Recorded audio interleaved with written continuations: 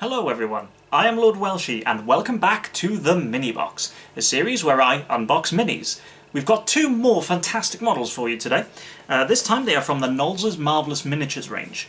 We have the hulking Umber Hulk and the sneaky Mimics. Let's take a look. So the first miniature we've got for you today is the Nolzur's Marvellous Miniatures range Umber Hulk. Comes in this just straightforward blister pack. It is primed, paint ready out of the box, as I believe they all are for the Nolzur's Marvellous Miniatures range. Just in here, it's quite a hulking little figure in there. Looks like it's completely pre-assembled. On the back, as we found with the deep cuts miniatures we looked at on the last video, you have an example of a paint scheme that you can use to paint it up to give you an idea of the kind of colours you could use, as well as a link to the WizKids website where you can find the full range of these. So we'll open this one up and take a look. So we'll peel the backing off. So we'll pull you out of that blister pack.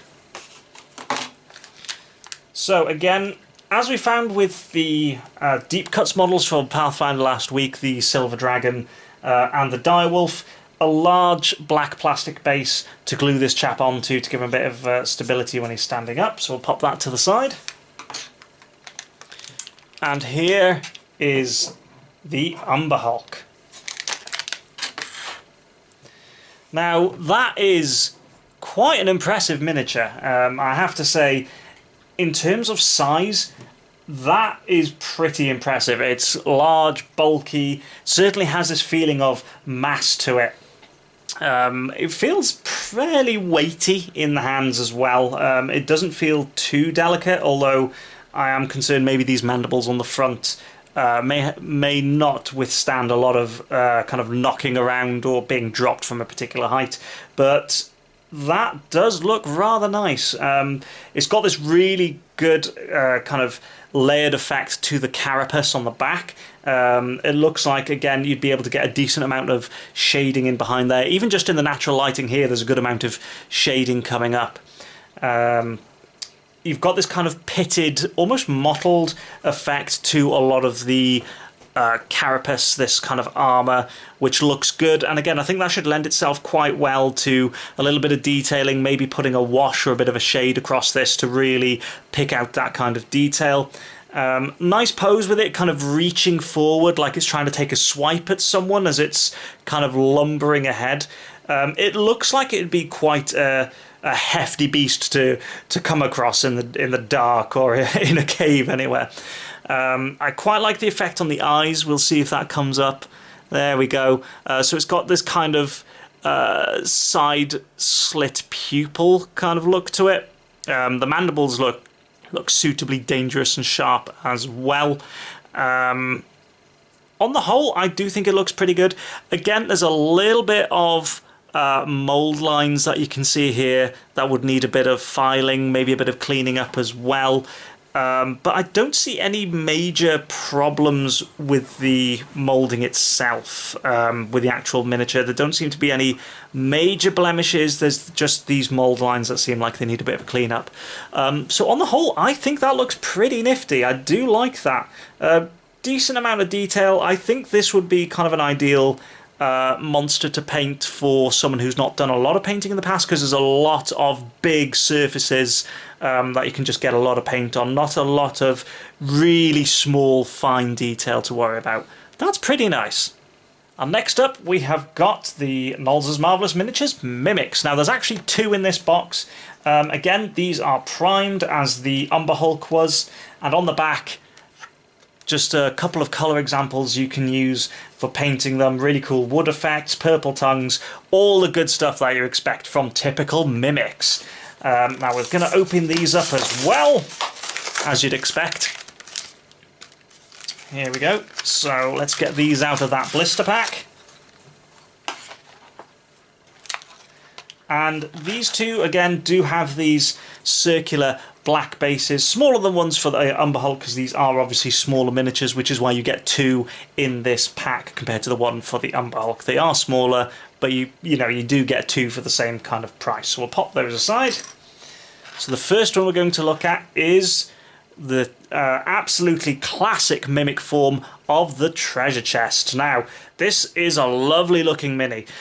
The sculptors and the designers have managed to get this really kind of organic feel. You've got this natural curve and flow to the shape of the mimic itself, but it obviously looks like a treasure chest, so they've managed to combine this look of what should be an inanimate object into something that would really terrify any adventurer that tried to open it when it leaps forward at them. It's got this whipping tongue at the front, looks like it's trying to curl around someone's arm and pull them inside and just chomp down on them with these massive teeth. You've got this row of eyes along the top, you've got these spines sticking out.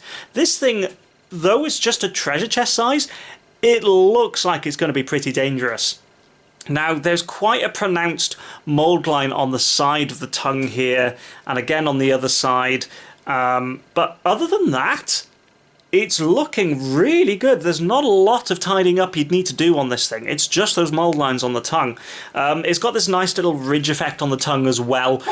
So again, I think that would be quite nice to get a bit of highlighting on the tongue on this miniature. Very, very cool. And the second one is this barrel-shaped one. Now, I'm not sure if this is just a barrel, or it might actually be a cask, because it looks like it's got like a keg stopper in the top there.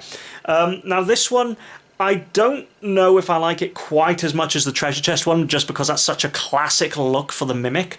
But the model itself still looks pretty cool. Not quite as dynamic or as organic as the treasure chest mimic, but it's still got this really cool tongue whipping out like it's trying to hook onto someone and pull them into its snapping maw here. That looks very much like how a goblin shark looks, how the teeth kind of come out the front of the mouth towards its target.